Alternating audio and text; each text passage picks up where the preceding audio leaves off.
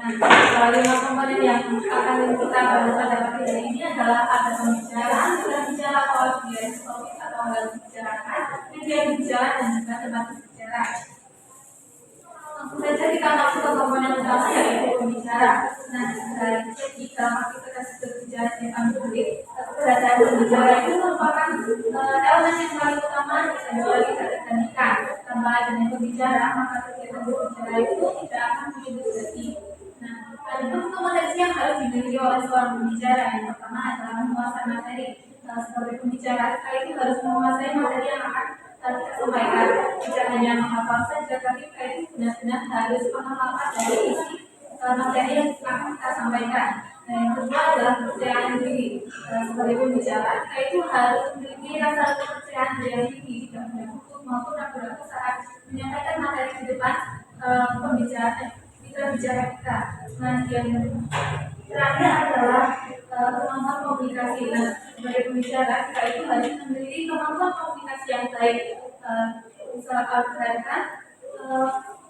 materinya itu tersampaikan dengan efektif, tidak bertele-tele, dan juga kita bicara kita itu paham apa ini dari materi yang sudah kita sampaikan. Lalu komponen yang kedua adalah mitra bicara. Nah, mitra bicara sendiri merupakan individu atau kelompok yang menjadi sasaran dalam kegiatan berbicara di depan publik.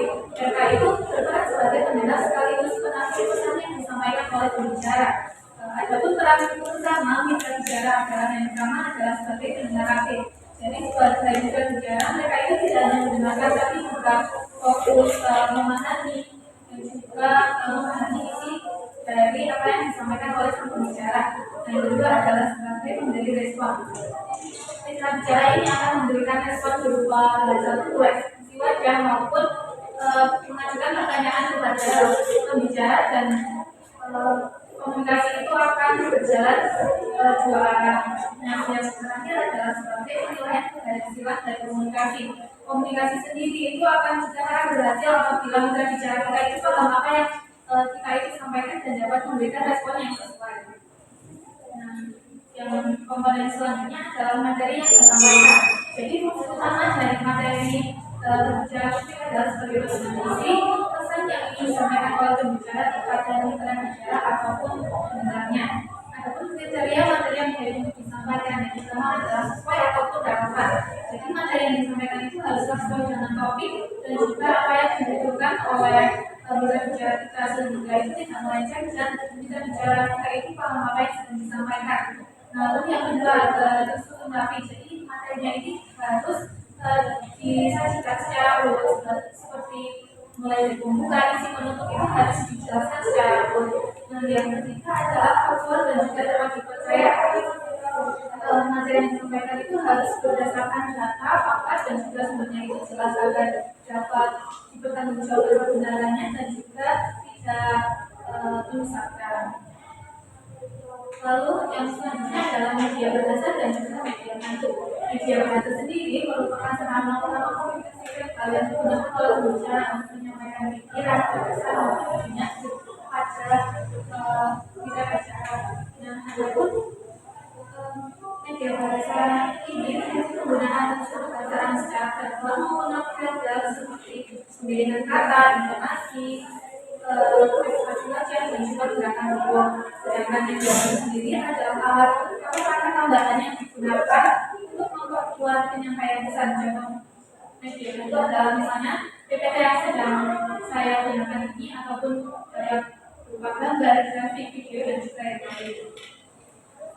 Lalu yang terakhir adalah tempat bicara.